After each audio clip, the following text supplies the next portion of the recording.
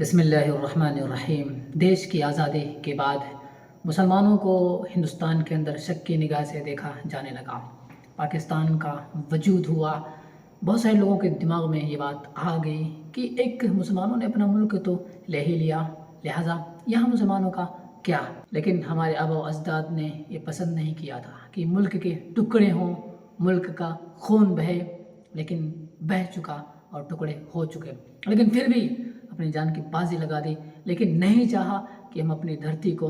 اور اپنی جان، اپنی مٹی کو چھوڑ کر کے کہیں اور جائیں۔ جو ہمارے آبا و اجداد تھے اس کے لیے قربانیاں پیش کی انہوں نے، بالکل گئے نہیں، ہمیں ڈٹ کر کے یہاں پر رہے۔ ہمارے بڑوں کو اپنے اس دھرتی سے اتنی محبت تھی کہ جان کی بازی لگا دیا، لیکن اس کو چھوڑ کر کے نہیں گئے، اور انہوں نے چوائس کیا کہ ہمیں رہنا ہے تو یہیں پر رہنا ہے، چاہے کچھ بھی ہو جائے۔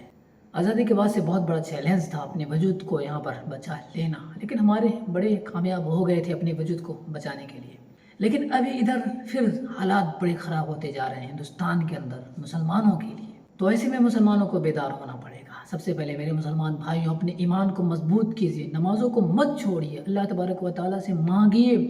مدد مانگیے، اللہ تعالیٰ سے دعا کریے آپ،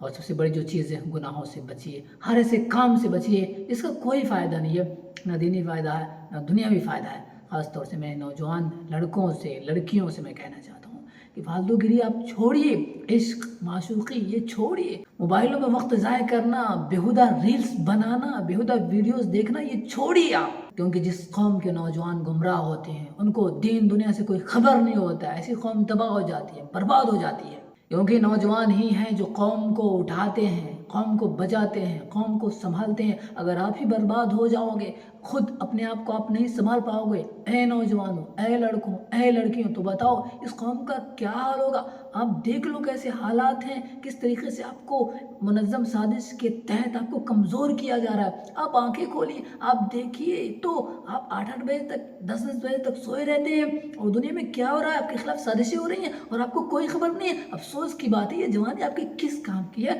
آپ کس لائق ہیں، آپ کیا کر سکتے ہیں؟ خود اپنی حفاظت نہ کر پائیں، اپنے قوم کی حفاظت نہ کر پائیں، تو پھر آپ کا جینا بیکار ہے۔ اس سے اچھی تو مردے ہیں جو کوئی گناہ نہیں کر رہے ہیں، جو غافل نہیں ہے، ان سے کچھ غلط سرزد نہیں ہو رہا ہے، اس سے اچھے تو مردے ہیں۔ اس لیے اپنے آپ کو مردوں سے بدتر مت بنائیے، جاگیے، اپنے لیے کچھ کیجیے، اپنے قوم کے لیے کچھ کیجیے، چھوڑیے غفلت کو، سنبھلیے، اب توبہ کیجیے گناہوں سے۔ اللہ ہم معافی چاہتے ہیں، اللہ تیرے راستے پر آتے ہیں، اللہ ہماری مدد کر، یا اللہ ہمیں سنبھال لے، یا اللہ ہماری ایمان کی حفاظت فرما، اے اللہ ہم حق کے راستے پہ چلیں گے، ہم سچائی کے راستے پر چلیں گے، اے اللہ اس کے لیے ہمیں قربانی دینی پڑے تو کیا ہم دیں گے، اے اللہ۔ میرے بھائیوں، ابھی کام کرنے کی ضرورت ہے قوم کے لیے۔ میرے نوجوان بھائیوں، کام آپ کرو گے، نوجوان لڑکیوں کام آپ کرو گے، اپنے تعلیم کو، اپنے ایجوکیشن کو، اپنے صلاحیت کو، اپنے جوانی کو اچھی چیزوں میں صرف کریں، اچھی چیزوں میں لگائیں، قوم کے لیے لگائیں، فالتو چیزوں میں ضائع مت کریں،